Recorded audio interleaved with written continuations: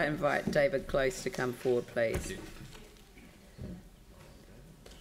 I always feel very guilty, David, when you turn up and you represent yourself and get 5 minutes, whereas if you represented a group, you could get 10 minutes. So, yes, sorry. I was told I had been given 10 today.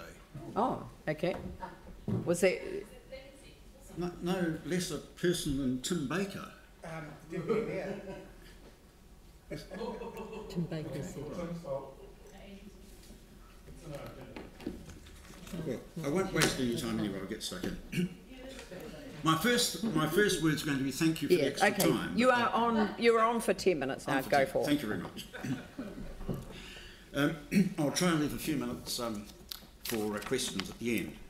First of all, I want to say to you all, well done on the long-term plan. It's a vastly better plan than you produced 3 years ago. You've brought the capital program under control. The debt peaks at 2.4 billion about 2026, whereas before it peaked at 3 billion at 2029. You've made the hard decision to put up rates significantly in the next year or two in order to fund more renewals from rates instead of putting a huge burden of debt on the next generation. The portion of renewals that you're funding from rates is going to increase from 56% at present to 75% over the 10 years. So well done, that was a tough decision, but it's going to benefit the future generations greatly by having lower debt. And what's more, you've done all this without selling $750 million of assets, so the council is in a much stronger financial position in the long term. This plan is also much better because it's based on a very good 30-year infrastructure strategy. The staff deserves a huge pat on the back for that infrastructure strategy because it sets out all the facts so that people can really see what the priorities should be. And you asked the question, excellent question, have we got our priorities right? I think by and large you have. I think the medium spend option is the right option. But within that option, I think some things need to be challenged. Now, the first challenge I would put is to the sewer renewal. According to the infrastructure strategy, sewers will be in a worse state in 10 years' time than they are now. It's predicted that overflows, including dry weather overflows, will increase from about 100 a year to 200 a year. So I'm sure that the council can't be happy with that. The second challenge I would put is overroading. The LTP proposes to seal 3% of roads a year. You don't have to be a great mathematician to know that's an average of 33 years between reseals. That is amazing. On that scenario, roads will deteriorate and the council will have to spend an awful lot on reactive maintenance. So I think they're things that need to be looked at. I'm not suggesting you should put up rates more or borrow more. I'm suggesting you should change some of the priorities in accordance with what the staff suggested for the low spend option. For example, the staff proposed to chop, I think it was 83 million off the Avon floodplain management. That's not really urgent. I live in the lower Avon. There's nothing really urgent, not spending of that sort, that needs to be done. They also proposed to chop about 50 million off the relining of waterways. Again, that is not a priority according to the infrastructure strategy. They suggest only about 6%. I think it's 6% or is it 10% of those waterways need immediate attention. So my proposal is it should look at the low option that the staff suggested for waterways and floodplain management, stormwater, and put the money into sewer renewal where it really is a matter of health and urgency. Similarly, when it comes to roading, I'd go for the low option for cycleways. And instead of putting 80 million more into cycleways, put that into sealing of roads. Because cyclists, most of the time, cycle not on dedicated cycleways, but on ordinary roads. and that affects the quality of their travel, etc. So really I think that's something that needs to be looked at. Now, of course, and you're all expecting this, I know you're expecting this, the area where your priorities are really wrong is housing. Last year I made a submission on housing. I told you that for half a mutton, the cost of half a mutton per ratepayer per week, you could build 1,500 units over 6 years, and Vicky kindly put me on Facebook for that. And you said my submission last year was a good submission and you'd refer it for consideration for the long-term plan. I was surprised and disappointed when I discovered there's nothing like that in the long-term plan. In 10 years' time, the City Council and Ototahi Housing Trust are going to have no more units, probably fewer units, than the council had in 2010 before the quake. Meantime, the population's gone up by about 1% and a bit per year, and what's more, the elderly population has increased more rapidly, and the council is not part of the solution, it is part of the problem when it comes to housing. And, you know, it's not just that you've dropped the ball on housing, you've never tried to run with it. I'm pretty blunt on this.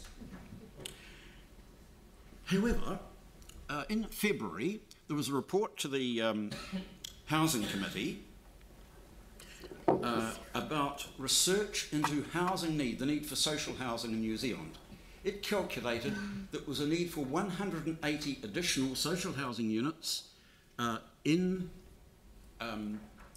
New Zealand, in Christchurch every year, and that the council share might be 50, sorry? Oh, you're just stretching. Got your name down. Okay, I'm sorry. Jumping the gun. Like everyone else. That was good research, it's a good target, but there is nothing in the long-term plan to address that need financially, because it says that there is a council policy, a policy setting it's called, not to use rates money for housing. That is an undeclared policy. It's a policy which you have not put out for the public for consultation.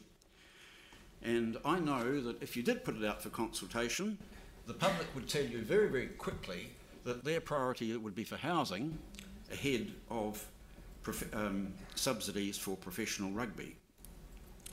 At the back of my submission is a spreadsheet which shows that the council could implement that 50 units a year, which the report says should be the target, 50 units a year, 500 over 10 years, that you could implement that not just for half a muffin, but for less than that, for a decent bite of a muffin per ratepayer per week. I think it's a realistic program, and I think that that's really something that the council should grapple with, because I think that you will have huge regrets when you see that we continue to have a housing problem in Christchurch, homelessness, etc., and the council is not providing the sort of contribution that it used to. Sarah Glenville. Hi, just quickly, thank you. She was just the order of speaking for us. Thank you for that. Just a question on the roading and the transport options. Were you aware that the Cycleways program involves a whole pile of intersection improvements and carriageway sealing that has a higher rate of subsidy from the government than normal road works do?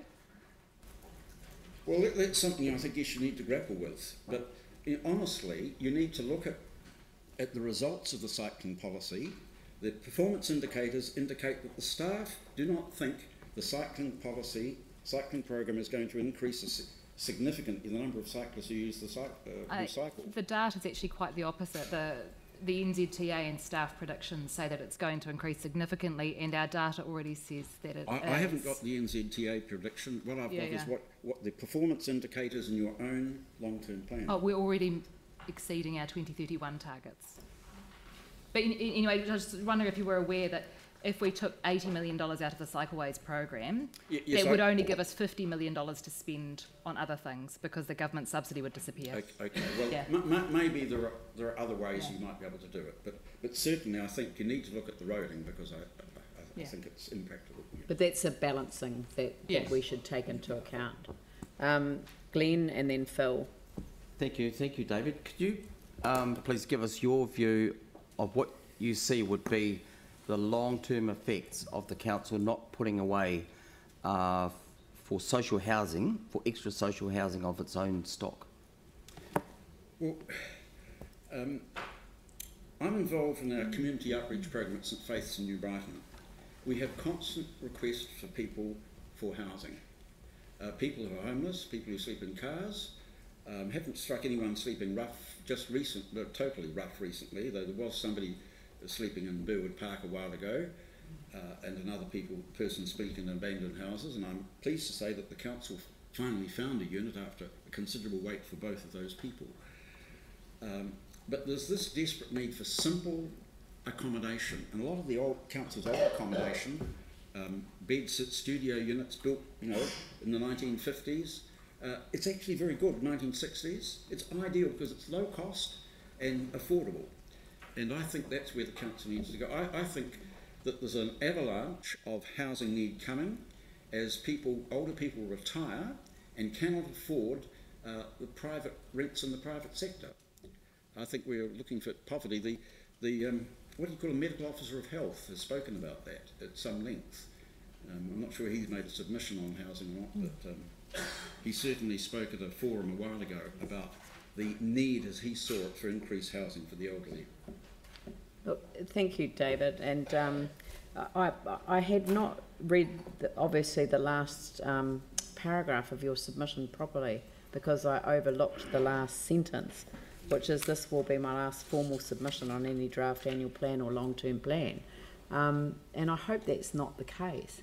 I would be devastated to think that we weren't going to have the contribution of David Close to our ongoing consideration of these matters, because each year, this LTP gets a life of its own, but it's a 3-year operational plan, not a 10-year one. We look out the 10 and the 30 years in the infrastructure strategy, but essentially we do it every 3 years. But every year we end up adjusting elements of our long-term plan, and I would want you to continue to come, and I'll always give you 10 minutes. So, Thank you, well, Madam Chair, I was thinking that I wouldn't be round in 10 years' time, but at your request I might change my mind. excellent. Thank you very much. Thank you. Now, could I invite Michael Patterson, who's the chair